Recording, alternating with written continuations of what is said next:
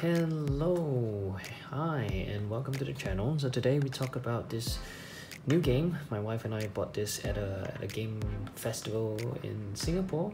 We really liked it. It's one of the Korean booth, the publisher is called Playte, Playte, I think.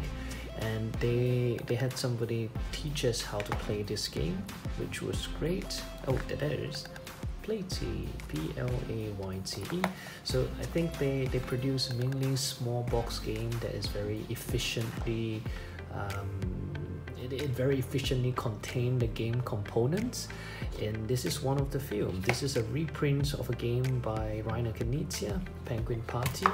It is apparently an old game. I've never heard of it before till I played it, so I think it's great that they reprinted it.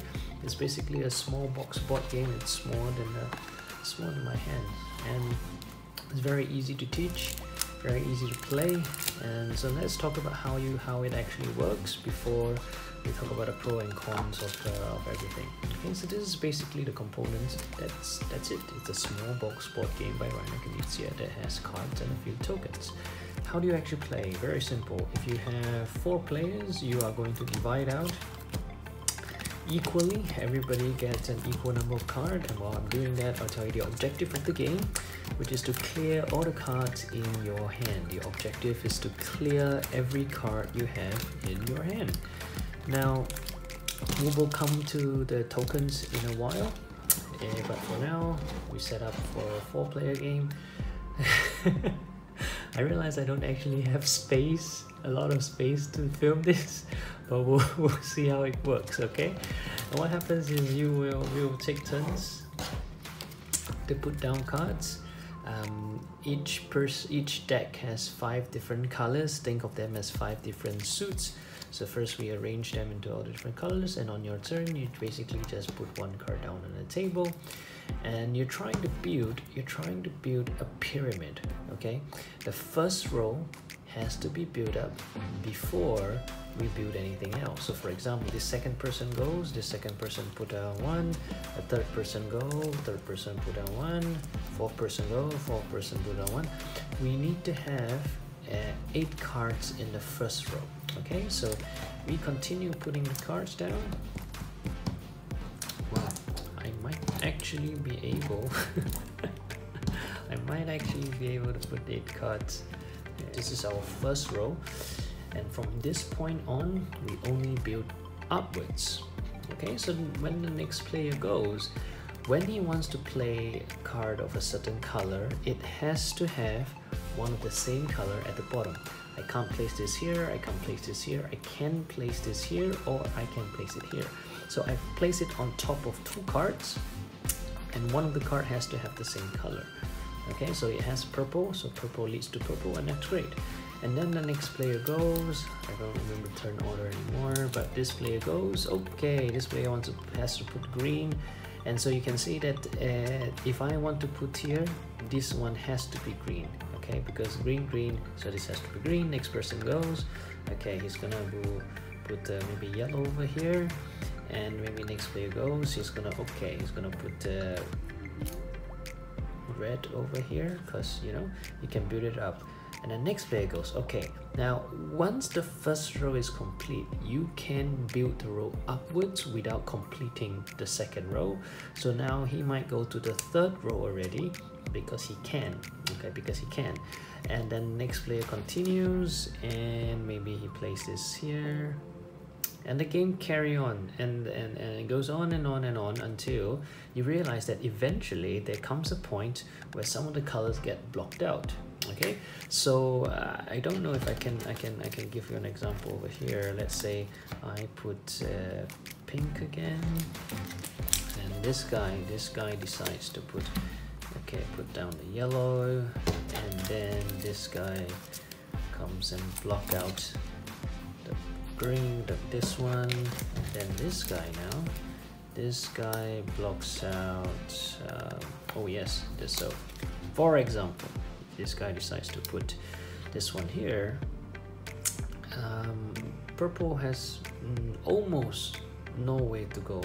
Oh, okay. Oh, there's one more way. Okay, so he blocks it out one more time. Okay, so now purple has nowhere to go. There is no way that the purple can clear. So you might end up with a hand where you have cards that you can't place down anymore, because even as this build up, there is no more purple as base, and you might have some cards that are trapped. Okay, and that's when the tokens come in.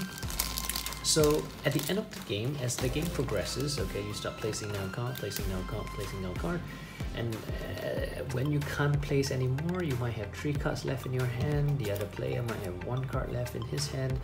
And that's what these tokens are for. These are actually negative point tokens. So 3 negative points go to this guy and 1 negative point goes to this guy. And the game continues as many rounds as there are players. So in the 2-player game, this will continue 1 more round. Okay, and eventually, if you manage to clear all the cards in your hand, if you manage to clear everything, you get to return 2 of these tokens back to the bank, or whatever we call this. Okay, you get to clear out 2 tokens, and that's when there's this typical Reiner Knizia twist in the game, where if you have 5 negative tokens, if you have 5 of these white 1 tokens, you can change it for a -5 token. And so when you clear all your cards and you can give back two tokens, you can give out a 5 token and you clear it. So that's a little Knizia touch, I feel. That's the same concept in Llama, if you guys know Llama.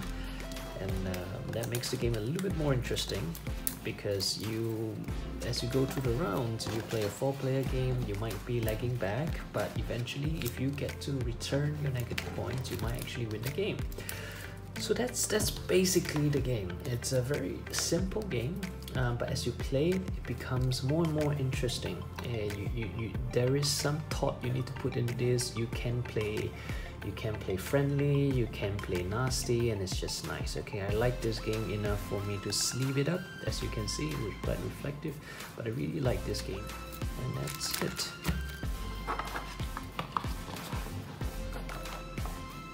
So what do I like about this game? The art is amazing. The art is amazing. It's very small, it's very tiny, it's very easy for you to bring it around, and you can play with almost anybody, and it hits a sweet spot. I have friends who don't really play board games, and they're okay with this, and I've also friends who play pretty heavy games, and they would also be okay with this, even though this is quite a simple game, because they do realize that you need to think a bit. So this is great for everybody pretty much. And I played this with my mom.